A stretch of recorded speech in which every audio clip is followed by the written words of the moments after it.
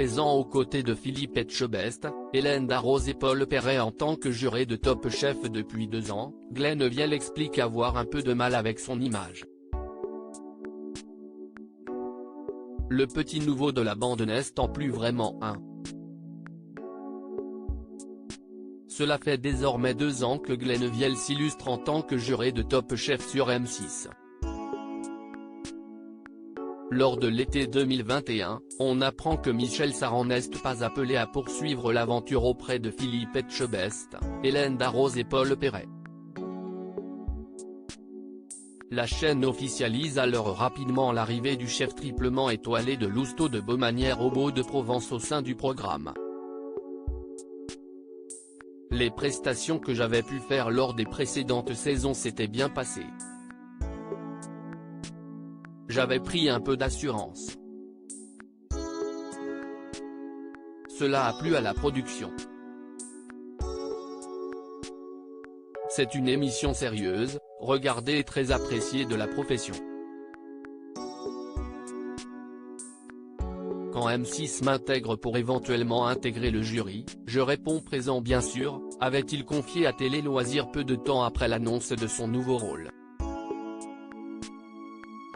Je me préfère en vrai, témoigne Glenn Vielle qui n'aime pas vraiment se voir à l'écran dans Top Chef avec ce poste de juré. Glenn Vielle s'incruste dans le poste de télé des Français pendant une quinzaine de semaines par an. Interrogé par nos confrères de Télé Magazine, le chef assure vivre super bien cette belle exposition médiatique mais évoque une difficulté. Les gens sont bienveillants. Me mettre dans l'œil une caméra, c'était compliqué pour moi. Je n'ai pas envie d'être jugé trop souvent, juste envie d'être aimé, comme tout le monde. Comme j'habite à la campagne, à 12 km de mon resto, je suis tranquille. En revanche, je ne me trouve pas ouf à la télé.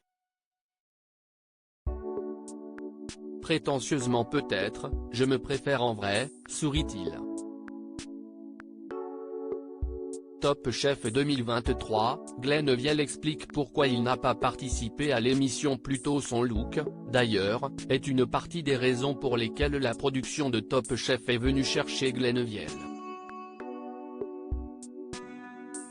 Il y a quelques années, le restaurateur avait même été contacté pour être candidat, puis pour devenir l'un des membres du jury.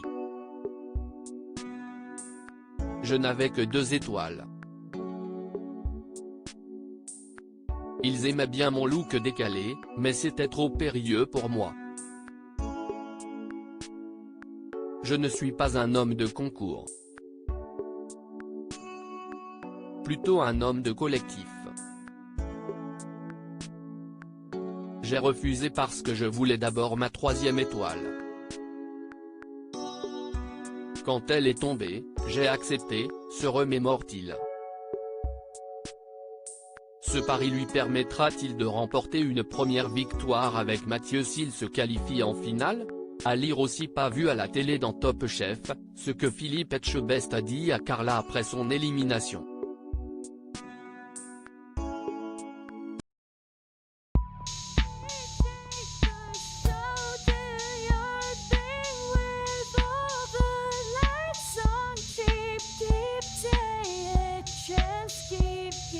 Take a chance, you can